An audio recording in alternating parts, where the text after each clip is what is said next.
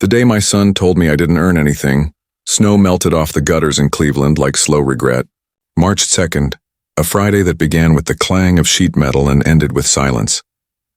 I was in my old office at Halloran Fabrication, the same one Ellen and I built from scratch 20 years ago. The name on the glass still read, Founder and President, R. Halloran. My son Connor leaned against the doorframe in a pressed jacket, holding a stainless mug like it was a trophy. He smirked. "You eat but don't help, Dad." The hum of welders dulled. Even the air compressor seemed to pause. I waited for the grin that meant he was joking. None came. "This isn't a museum," he said, stepping closer. "If you're not producing, you're just costing. The company needs direction, not nostalgia." He dropped a vendor statement on my desk, Midwest Steel Supply, dated February 28th, $46,900 overdue. "That's on you," he added. "Your name's still on the account." I said nothing. I simply reached for the gray binder that lived in my briefcase, the company's operating agreement, revised 2018, and rested it on my lap. He didn't notice. He was already talking to 2 sales reps outside my door, loud enough for everyone to hear. "Our company's finally modern." Our. The word stung more than the tone. I walked the floor. Janet Brooks, my operations lead since 2010, met me near the powder coat oven. "Rick, he cut the shift early again. Says it saves electricity. We're 3 jobs behind." Her voice was low, loyal. On the break room board, someone had written Q2 expansion in blue marker. Underneath, another hand had scrawled pay Q1 first. That night I stayed long after lights out, walking past machines that still bore the serial numbers I'd etched myself. Every dent, every scorch mark was a year of my life. Ellen and I had mortgaged our house in 2004 to buy the first press. She brought sandwiches during chemo years later, wrapped in foil, smiling through exhaustion. Every invoice paid was something we'd earned, together. At home, the clock over the stove ticked like a metronome for old promises. I set the binder beside Ellen's chipped teacup and opened to Section 6.1 Class B voting shares, 51% retained by Founder. Connor never read the fine print. He only saw the profits. I traced the sentence with my finger. "You should have read, kid," I whispered. My phone buzzed, a text from Diane Mercer. "My CPA for 23 years. Rick, reminder. Forklift service invoice $1,180 due Mar 8. Connor hasn't approved it." I replied, "Thanks, Diane." On the VFW calendar hanging by the fridge, I circled April 20 with a red pen. Didn't know why, just needed an anchor date. It would become the day everything turned. I sat at the kitchen table with the hum of the refrigerator filling the room and replayed Connor's words. "You don't earn anything." Maybe age had slowed my hands, but it hadn't erased my worth. Disrespect, though, that eats a man alive. I dug the old Olympus voice recorder from a drawer, thumbed the worn record button. March 2nd. Connor Halloran said I don't earn anything. Binder proves otherwise. Verify accounts Monday. My voice sounded calmer than my heart felt. Ellen's photo caught the lamplight, her smile still patient, still forgiving. She used to tell me, "Pride's a poor accountant, but it keeps the books." That night I promised her I'd balance those books one last time, not with shouting, not with bitterness, but with proof. When I finally switched off the light, the binder stayed open on the table, Section 6.1 shining under the lamp like quiet armor. Outside, the last of the snow melted into the drain, slow and steady, just the way a reckoning begins. The next morning, March 3rd, the factory was still half asleep when I pulled into the lot. The frost on the windows hadn't melted yet, and neither had my anger. I sat in the truck a long time, staring at the front doors of Halloran Fabrication, thinking about how many times Ellen had driven here just to bring me dinner. She used to wave through the glass while I welded late into the night. She'd say, "You're building more than metal. Rick, you're building a life." Now that life looked like it belonged to somebody else. Inside, I could hear Connor's voice through the thin wall between the offices. He was laughing with a supplier, using my name like a product label. "Yeah, Dad started it, but I run it now," he said. "We're finally moving into modern management." Modern management. I shut the door softly so he wouldn't see me standing there. At my desk sat a neat envelope from Diane Mercer, slid under the door before sunrise. Inside was an updated AR aging report, columns of numbers like tombstones. Total receivables, $322,700.60. Day overdue, $189,200. Marketing expenses, March to date, $9,243 below the figures. Diane had written a single line in blue ink. He's spending like he already sold it. I held the paper so tight it bent. Then I folded it, slid it into my jacket pocket, and walked out the back door toward the river that ran behind the shop. The air smelled like rust and wet pine. I stood there and asked Ellen a question I hadn't spoken out loud since her funeral. Did I raise a thief or just a fool? No answer came, only the sound of ice breaking on the riverbank. That night I drove to Lakeview Cemetery, the same place we buried her 9 years ago. I brought a grocery receipt from the local market and tucked it beneath her nameplate, a small ritual I'd kept since she passed. Every time I left a receipt, it meant I'm still keeping us afloat. The receipt fluttered in the cold wind, pale against the stone. Back home, the house felt too quiet. The walls still carried the scent of her lavender candles. I sat in my recliner with the gray binder open on my lap again, reading section 6.1 until the letters blurred. I could have confronted Connor then, shouted, demanded, reminded him who'd paid the bills when he was 10 and the lights nearly got shut off. But shouting never built anything. Paper did, so instead, I made a list on a yellow legal pad, pull door badge logs, check inventory against book values, suspend discretionary spending, verify patent and IP assignments, quietly test market interest. At the top, I wrote one sentence in block letters. If he measures worth in dollars, we'll let the dollars talk. I called Diane the next morning before dawn. Can you send me everything from January? Expenses, vendor calls, deposits? Her voice was calm. Rick, are you sure you want to start this? I'm sure, I said. I just want the truth on paper.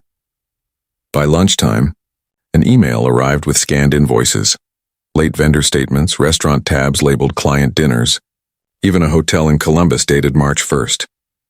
Client meeting, the note read. I knew better. Connor hadn't left town for business. He'd been at a music festival with his wife. The anger came back hot this time, then turned cold again. The way steel cools after flame. I turned on the old Olympus recorder and spoke slowly. March 5th, reviewing expenses. Son using company funds for personal trips. Evidence intact. The little red light blinked like a heartbeat. That night I fell asleep in the recliner again, Ellen's quilt over my shoulders, the legal pad on my chest. I dreamed of the first order we ever filled back in 2004. 12 brackets for an HVAC firm on Euclid Avenue. The check was for $1,200. I still had the stub somewhere. We'd framed that check, Ellen and I. She said, this is proof we can feed ourselves. When I woke, the morning light slanted through the blinds, turning the binder's metal rings into a line of tiny suns. I looked at the calendar again. March 3rd was gone. March 4th, too. Monday was March 5th, the day I'd stop feeling sorry and start acting. I called Patrick Rowan, my old attorney. Pat, it's time we talk about control rights. He paused. Rick, did something happen? My son told me I don't earn anything, I said. Let's find out who really earns what. When the call ended, I didn't feel angry anymore. I felt awake. The factory would open in 2 hours. I'd be there first, as usual. But this time not as the sentimental founder. This time as the man with the receipts. Before I left, I looked once more at Ellen's photograph on the mantel. You always said the truth doesn't need to shout, I whispered. So I won't. I'll let the numbers speak. I grabbed the binder, the voice recorder, and the yellow pad, and walked out into the gray morning. By Monday morning, March 7th, the shop's yard was a patchwork of melting snow and oil stains. My boots left prints through both. I wasn't here to argue anymore. I was here to gather proof. Inside, the smell of metal dust hit me like old memory. Janet Brooks waved me toward her cubicle. She'd worked here long enough to know when something was off. Connor's been late all week, she whispered. Rolls in after 10. Says he's networking. I smiled faintly. Networking doesn't pay invoices, Janet. I slipped into the office I'd once called mine and closed the door. On the desk sat a vanilla folder labeled Operations Summary. Diane Mercer must have left it before hours. Inside were vendor statements, expense reports, and my operating agreement. the 2018 version with her sticky notes blooming from the margins. One note caught my eye. Section 9.3, founder may approve or deny transfer of any economic interest. Class B retains voting control. I read it twice, the way you test a door you already know is locked just to feel the click again. I still held 51% of the voting shares. Connor had managerial power, not ownership. At 10:15 a.m., I drove to Patrick Rowan's office downtown. Patrick had been my business attorney since before Connor learned to drive. His office smelled like paper and old leather. He listened quietly as I told him everything, from Connor's words to the unpaid invoices. When I finished, he didn't speak for a full minute. Then he said, "Rick, you still hold controlling interest, correct?" I nodded. "Then this isn't a family feud," he said. "It's a governance correction." He drew a small diagram on a notepad. Board resolution. Revocation of discretionary spending. Notice of special meeting. Preparation for sale or transition. I'll draft these, he said. You'll need proof of operational negligence and a clean ledger. Don't touch his pride. Just touch his paper trail. That line stuck with me. By midweek, March 9th, Diane emailed me the data backups and a summary of withdrawals from the company account. March 2nd, client engagement, $2,100 steakhouse. March 4th, conference fee, $650 personal card cross-charge. March 5th, team retreat deposit, $5,500 beachside resort. She added total personal spend YTD, $14,562. It wasn't theft, not legally. It was arrogance, and that's harder to defend. At 6 p.m., I met Janet in the loading bay. She handed me her phone. You should hear this. It was a voicemail from a vendor. Hi, just checking on payment for invoice number 2740. Connor promised wire by last Friday. Haven't received it. We'd rather deal directly with you, Mr. Halloran. I saved it to my recorder, time-stamped it, and returned her phone.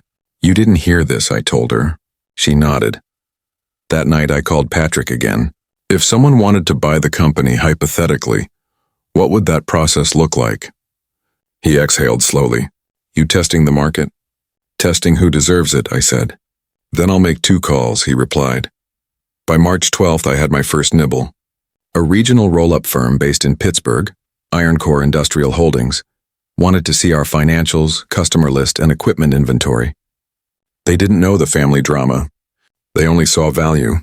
Patrick said their counsel was discreet and fast. That same morning, I found 3 unpaid invoices tucked behind Connor's keyboard. Lake Erie Coatings, $2,300 Midwest Steel, $46,900 forklift service. Went the 180, all dated within the same month. I photographed each one, date visible, then slid them back exactly where I found them. At 7:45 that night, I recorded another entry, March 12th. Buyer interest established. Evidence building. No confrontation yet. Revenge must look like resolution. Ellen used to say I couldn't lie to save my life. Maybe not, but I could stay quiet. The next day, I invited Diane and Patrick to lunch at a small diner off Route 20. We sat in a booth away from the windows. I laid out my plan like blueprints. Connor thinks I'm just visiting the floor, I said. Meanwhile, we prep for a board meeting. I'll call it a routine audit. When he walks in, he'll see the truth in ink. Patrick nodded. He'll fight it. I'm counting on it, I said. We agreed to schedule the special meeting for March 21st, 9 a.m. Patrick would prepare resolutions for spending revocation and board authority. Diane would finalize the clean ledger and debt reconciliation. After lunch, I stopped by the hardware store for a new padlock, one only I had the key for. By nightfall, the shipping cage in the warehouse had a new lock. Quiet. Simple. That evening, I drove home through sleet and traffic lights, headlights turning the wet road into streaks of silver. Ellen's photograph sat on the passenger seat. I glanced at it at every red light. You always said patience wins the race, I told her softly. Let's see if it can win the war. When I got home, I spread everything across the kitchen table. Vendor statements, expense summaries, the operating agreement, the draft resolutions Patrick sent over. In the corner of one page, I wrote the words that would carry me through the next 2 weeks. He said I don't earn anything. Let him watch what earning looks like. The parking lot was still dark when I arrived on March 10th.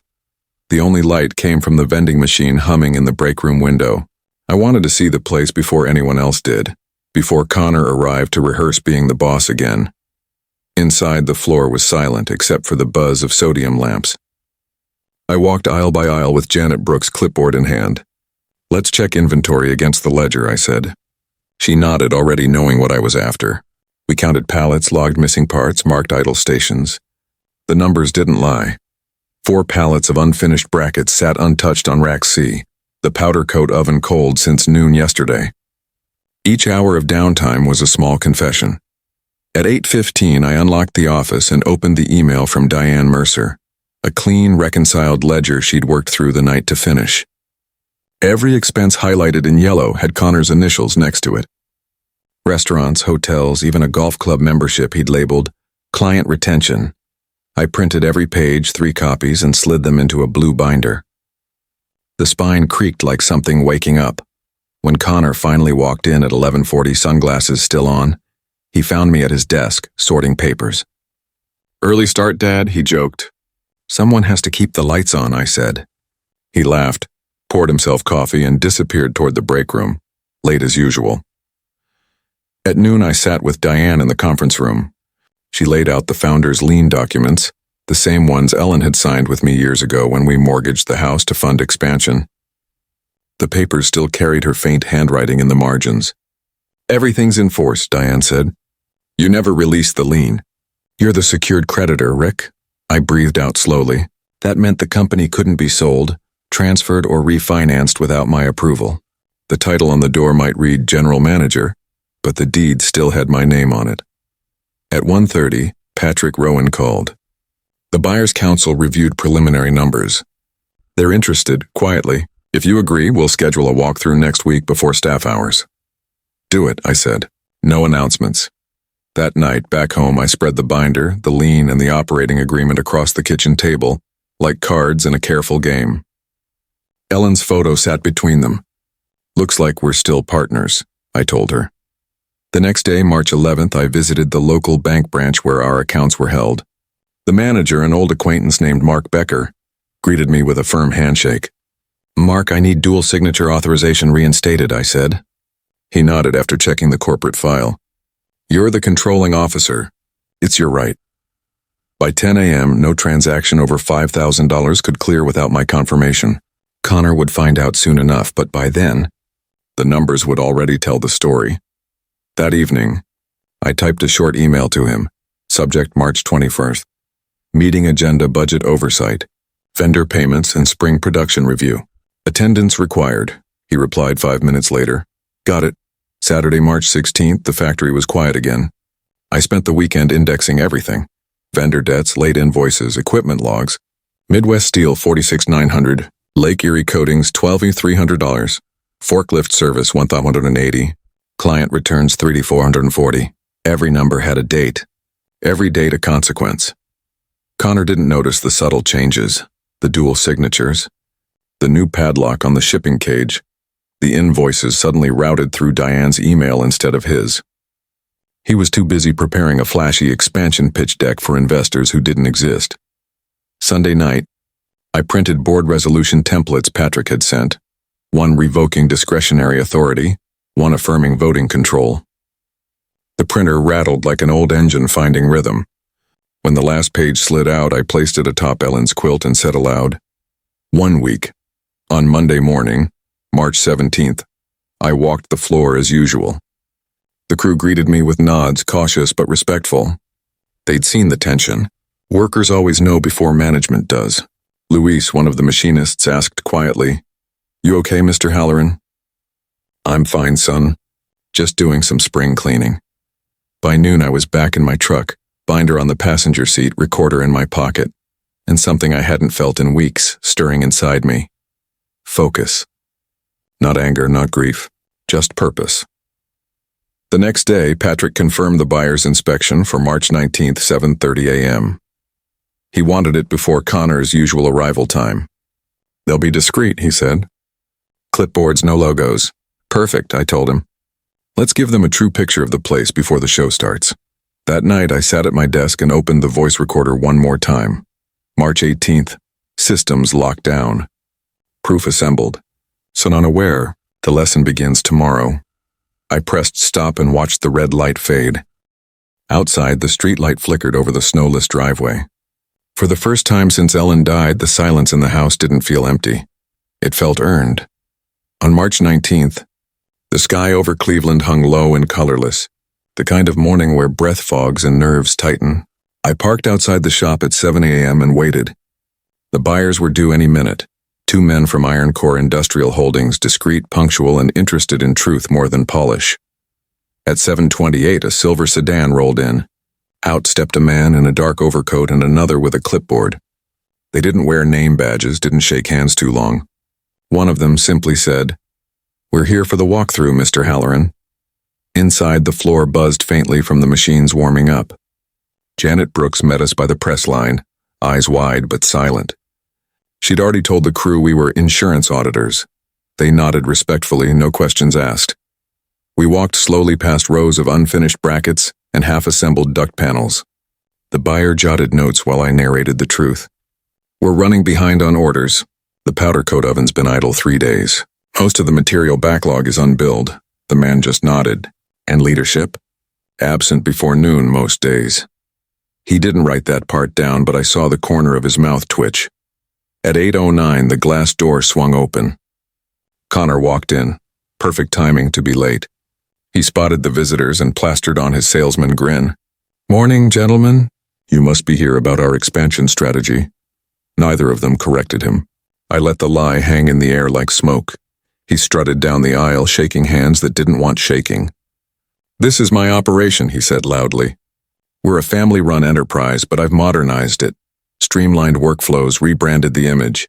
My father's retired, but we keep him around for morale." The buyers kept their faces neutral. I said nothing. The silence was its own kind of evidence. After the tour, Connor cornered me by the shipping bay. His jaw was tight. "What the hell was that, Dad? Investors don't show up without my invite." "They weren't investors," I said calmly. "They were buyers." He blinked. "Buyers? You said I don't earn anything." "I'm about to." He laughed, but it sounded thin. "You can't sell my company." I opened the gray binder halfway, enough for him to see the old signatures and stamped seals. "Your company?" I said quietly. "Read section 6.1 before you finish that sentence." He tried to snatch the binder, but I closed it and slipped it under my arm. "If you'd learned half as much about responsibility as you did about talking, you'd already know who owns what." He stared at me for a long second, then stormed out the side door. I could hear the metal slam echo through the shop. By noon, Diane Mercer had emailed a draft letter of intent, the formal offer from Iron Core. Headline number fair, $250,000 escrow at signing. Closing scheduled for April 20th. Clean, simple, and most importantly, legal. That evening, I printed the LOI and set it beside Ellen's photo on the mantel. "He said I don't earn anything," I whispered. "Let's see how he feels about 250,000 reasons why he's wrong." Later that night, I wrote out meeting minutes templates for the board session on March 21st. I added one new clause. All discretionary spending suspended pending oversight. Then I placed the binder, the LOI and the lien documents into a leather briefcase Ellen bought me back when we could barely afford gas.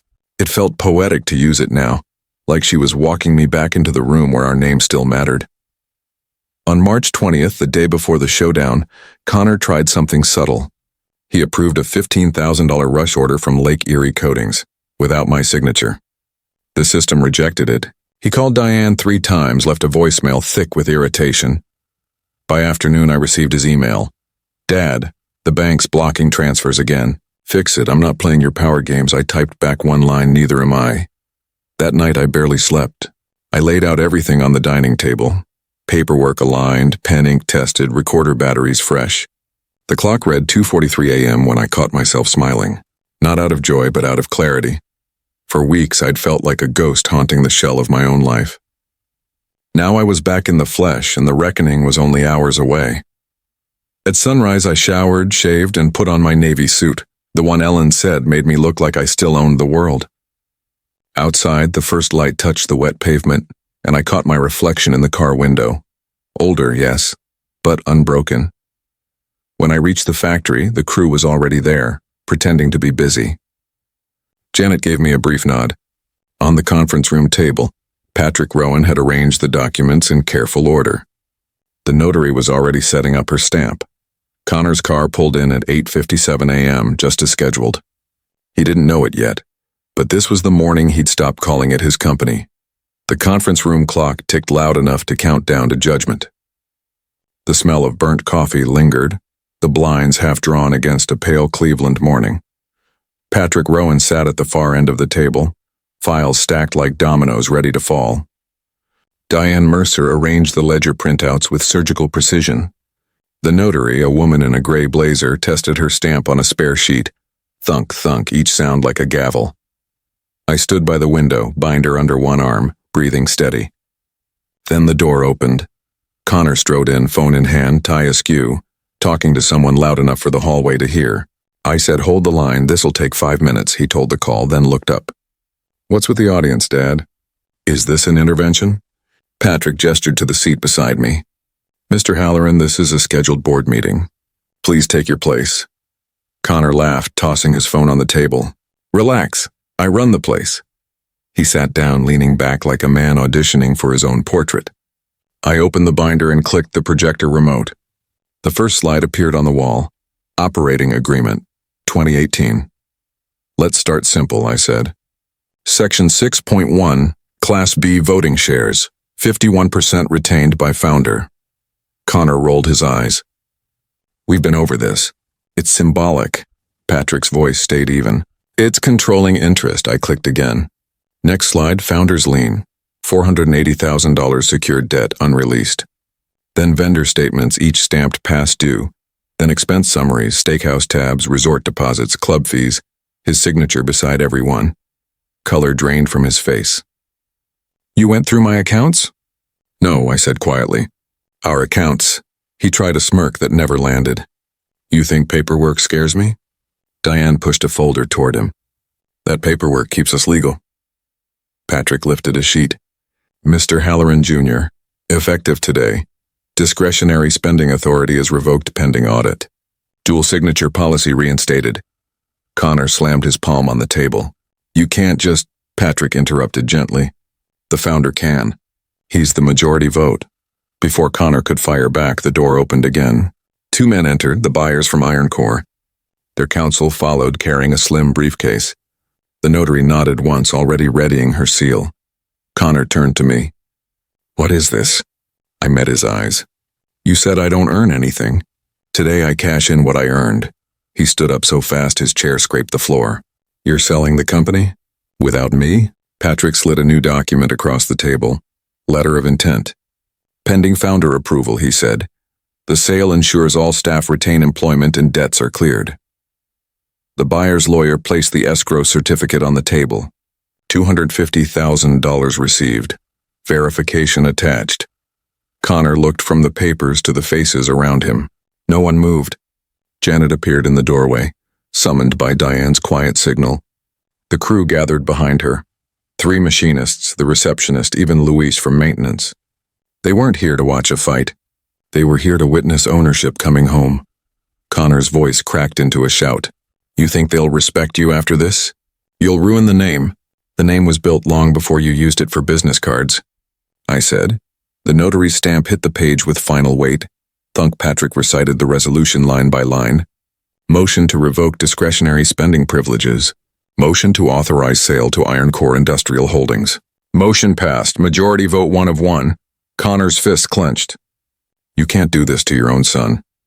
I looked at him. The boy who once stood on a crate to watch me weld, now red-faced and small beneath the fluorescent lights. "I'm not doing this to you," I said. "I'm doing it for what's left of us." The room stayed silent long enough to hear the hum of the lights. The notary dated her seal, March 21st, 2025, and handed me the signed resolution. I turned to the group at the door. "Thank you all for your work. Keep doing what you do best. The new owners will make sure you're paid on time." A few nodded. Janet's eyes shone, but she didn't smile. She understood the cost of truth. As Connor gathered his papers with shaking hands, I said one last thing, the line Ellen would have whispered if she were there. "Before we continue, please subscribe to the channel and tell us where you're listening from. Because right here in Cleveland, A man just learned the difference between ownership and entitlement. No one laughed. Even the buyers looked humbled. Connor stormed out without another word, the door banging so hard the glass rattled. I watched it stop shaking, then finally sat down. For the first time in months, my hands were steady. Patrick closed his folder. "You all right, Rick?" I nodded slowly. "I just finished a job 20 years in the making." Diane handed me a pen. "Keep this. You earned the signature." I pocketed it, staring at the grain of the table where my name was once carved on a brass plaque. The plaque was gone now, but I didn't need it. The proof was in ink, and the ink didn't lie. The day after the boardroom ambush, the factory air felt thinner. People whispered instead of talking. Paperwork moved faster. Footsteps slowed down. The silence had changed sides. March 22nd. I came in early, expecting confrontation. The coffee in the break room was burnt again, but I didn't pour a new pot. I wanted to taste the bitterness. It fit the moment.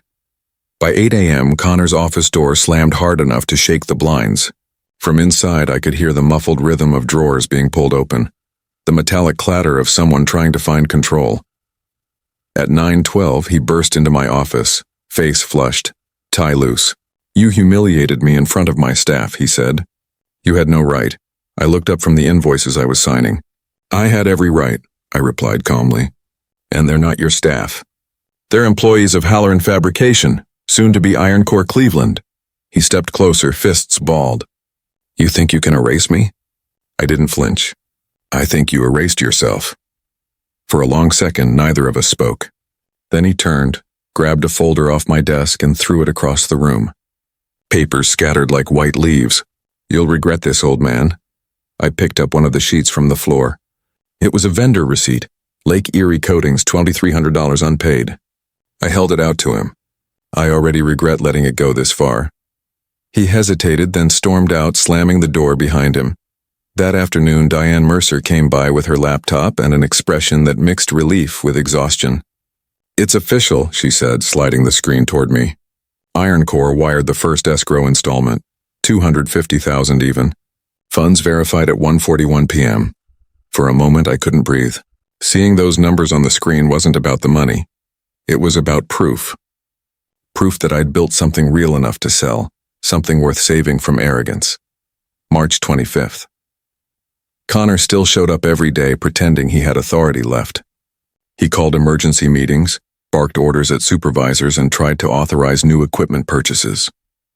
Every request bounced back to dual signature required. When the system rejected him again on a $15,000 order to Lake Erie Coatings, he shouted across the floor, "Dad's pulling the strings. He wants to ruin this company before he sells it." I didn't respond. I just kept walking the line, clipboard in hand, noting that production was back on schedule. Employees focused, materials finally arriving on time. Ironically, things ran smoother under the tension. That evening, Janet Brooks stopped me by the time clock. "He called everyone into a meeting this morning," she said quietly. "Told them the sale was a scam. Said you forged documents." I smiled. "Let him talk. The louder he yells, the smaller the truth has to travel." March 28th. Connor's wife posted a dinner photo on social media. Table full of wine glasses. A caption that read, "Celebrating our future expansion." Diane texted me a screenshot with a note. Company card. $642. I didn't even sigh. I just forwarded the receipt to the company account with the subject line, "Unauthorized charge. Please deduct from payout." By now, even the vendors were picking up the shift. One from Midwest Steel called directly. "Mr. Halloran, glad to hear things are settling down. Your payment plan came through this morning. We're sticking with you." I thanked him. "You'll be dealing with Iron Core soon," I said. "But I appreciate your patience." He chuckled. Patience pays when the man who built the place is still signing the checks. April 1st. Iron Core's quality engineer visited for final inspection. He found the scrap bins overfilled, exactly as I'd warned. I signed a 1,780 rework credit to our biggest client, adding a handwritten note. "Apologies for the delay. Transition underway." The client emailed back within an hour. That's how a founder speaks. I printed the email and pinned it to my corkboard. Connor saw it the next morning and tore it down. "You really want people to think you're the hero?" He sneered. "No," I said. just the grown-up. Later that week, he tried a different angle. He met with the bank manager, Mark Becker, to push for a separate line of credit. Mark called me right after. He asked for a $50,000 short-term facility under the company's name. I told him control doesn't rest with him. "Thank you, Mark," I said. "Keep all requests logged." By April 5th, even the crew had stopped calling him boss.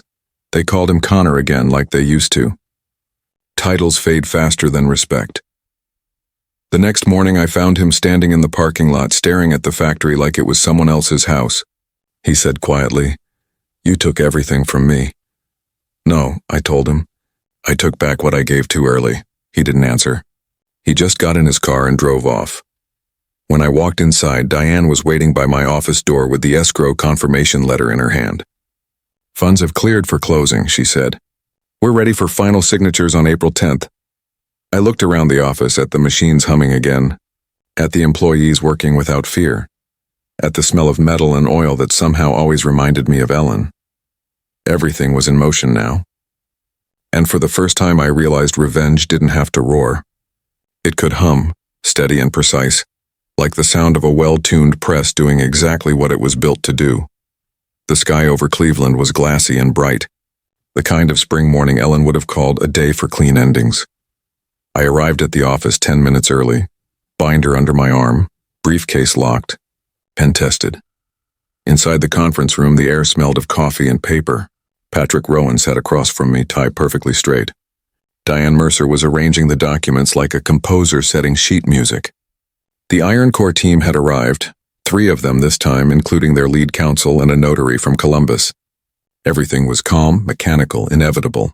Then the door opened. Connor walked in. He didn't speak. His eyes looked hollow, sleepless.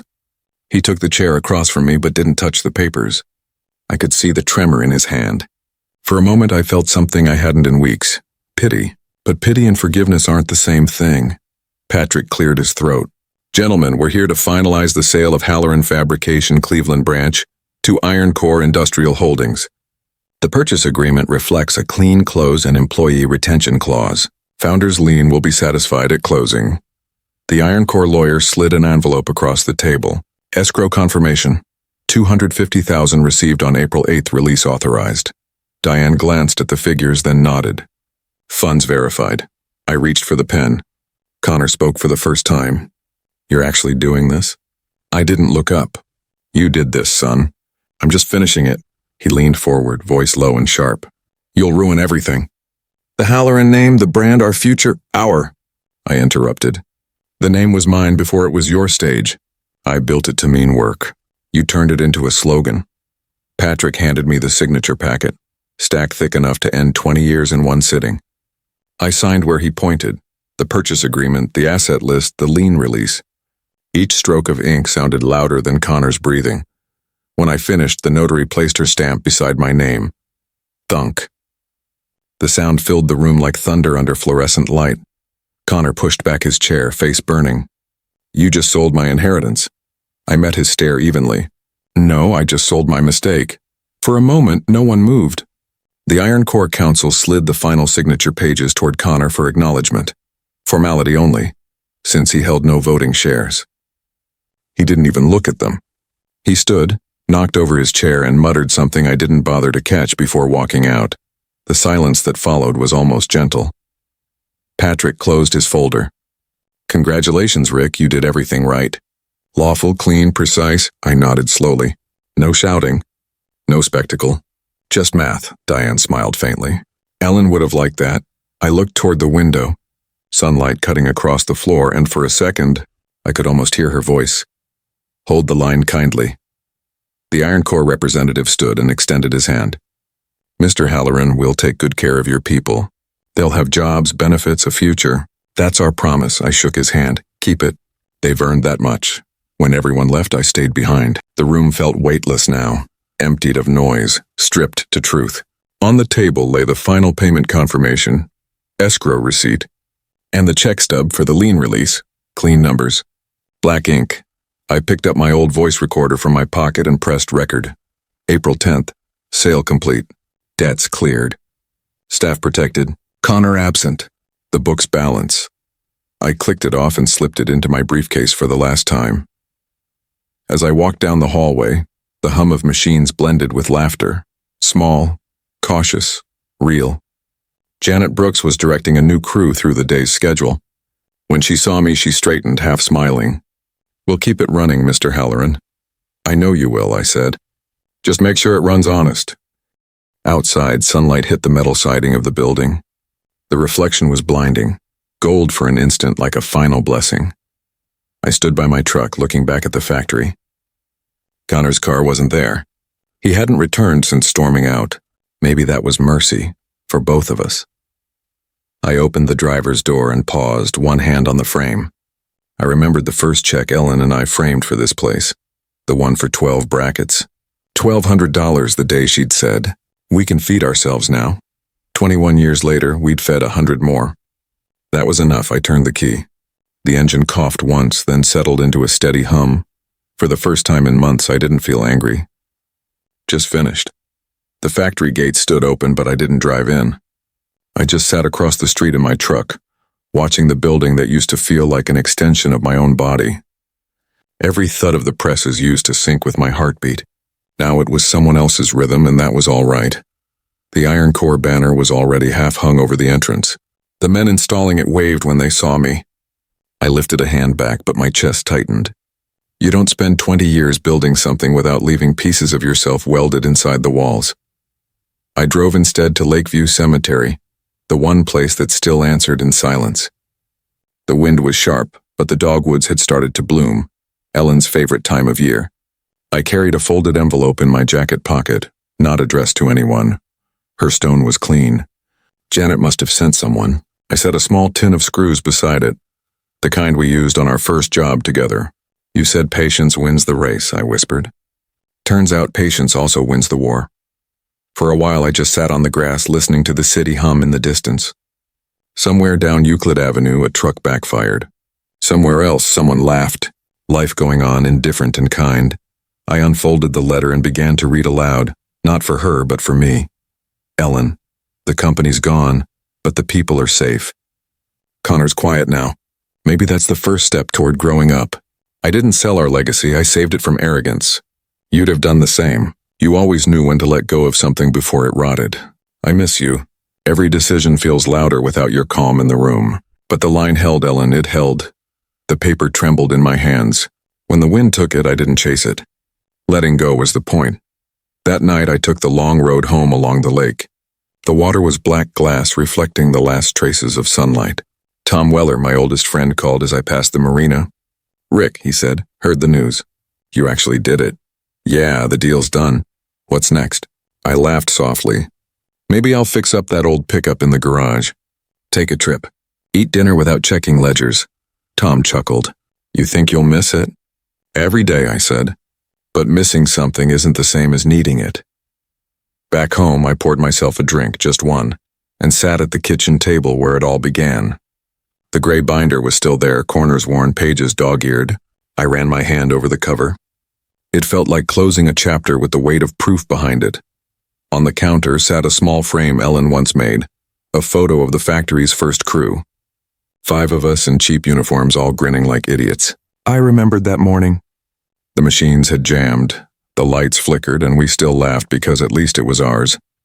I thought about Connor then, where he might be, what he might be thinking, whether he'd finally understood that ownership isn't a crown.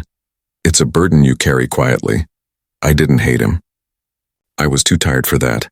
Hate's a young man's fuel, and I'd burned enough of it in silence these past months. What I felt now was older, something like weathered peace. At midnight, I stepped outside onto the porch. The air smelled like rain and cut grass. I could see the faint glow of the factory lights miles away. For the first time, they didn't pull at me. They were just lights now, not a heartbeat. I whispered into the quiet. "You didn't lose me. Ellen, you just gave me away." A line I'd been saving since the day she passed. Inside, I turned off the lamp, leaving the binder closed on the table for good. The house creaked softly as if settling into the new reality. There was nothing left to sign, no meetings, no voices demanding proof. Only stillness, and the kind that heals, not haunts. Tomorrow I'd visit the VFW. Maybe help the younger vets with their job applications. Maybe just sit and tell them what Ellen told me long ago. A man's worth isn't in what he keeps, but in what he can hand over without fear. For the first time in years, I slept through the night. No dreams, no ledgers, no echoes of Connor's voice. Just quiet.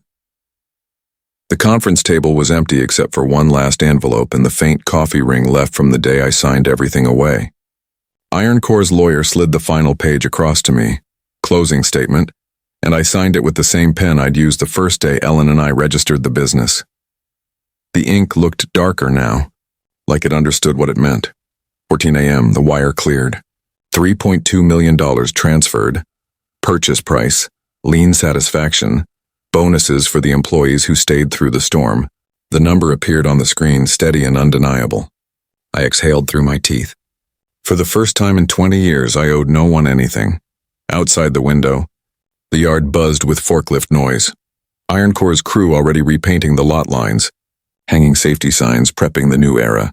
Inside, it was still almost sacred. Connor didn't show. He hadn't been back since the blow-up in my office 2 weeks ago, but he'd left a voicemail that morning, short and heavy. I hope it was worth it. I deleted it without listening again. Some words don't deserve to echo. Diane Mercer entered quietly, a folder in hand. "It's done, Rick," she said. "All transfers verified. Payroll, taxes, benefits, everything clean. You're free." "Free," I repeated, testing the sound. It didn't feel like a victory cheer. It felt like a long breath finally released. She smiled faintly. "You did right by them. Not everyone could have finished this without rage." "Rage is loud," I said. I wanted results. I gathered my binder, the recorder, and Ellen's framed photo. The office looked smaller now, emptier but lighter. I didn't leave a note for Connor. He wouldn't read it yet, and maybe that's all right. Lessons ripen slow. In the parking lot, Janet Brooks and Louise were waiting. Janet handed me a brown box. Inside were my old hard hat, the first invoice we ever sent, and a small metal nameplate that read R. Halloran, founder. "Found this in the storage cabinet," she said. "Didn't feel right to throw it away." I smiled. "You keep it. Hang it somewhere that squeaks." Louise laughed softly. "You sure?" "Positive. It's yours now." The name, the work, the noise, all of it, they hugged me. We didn't need words. At home, I changed the deadbolt on the front door. Not because I feared anyone breaking in, because I needed the sound of something new clicking into place. I set the blue binder on the shelf right above Ellen's cookbooks and took down the tin box she'd labeled firsts. Inside, a Polaroid of our first shipment, a faded receipt from 2004, and the check stub for $1,200, the one that proved a dream could pay bills. I sat at the kitchen table tracing that number with my thumb. "You'd laugh if you saw how it ended," I said aloud to the photo, quietly and with balance. That evening I drove the long way to the VFW hall. The parking lot was half full, flags fluttering in the wind. Inside, the same old jukebox played Glenn Miller too loud, just like it always did. "Rick," the bartender called. "Haven't seen you in months."